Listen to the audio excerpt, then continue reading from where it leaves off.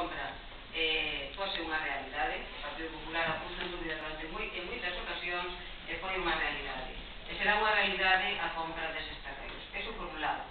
Por lo tanto, se estou traballando, non vou a votar a favor de un punto onde di que teño que traballar, porque xa estou facendo.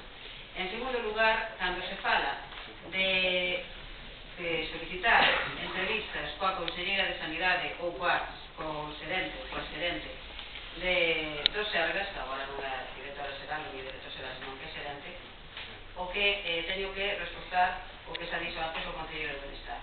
Esa solicitud de entrevista está formulada.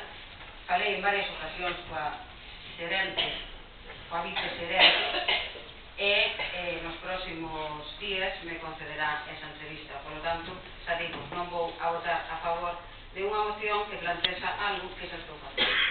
De todas formas, quero trasladarlle a tranquilidade aos veciños e veciñas do Río, e quero tamén congratularme co Partido Popular, que o Partido Popular cambiara de opinión e agora parezcalle unha ubicación axeitada o lugar do Viso para o centro de saúde.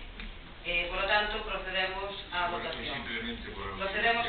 Dixe fai un rato se alguén quería intervir e nadie quería intervir.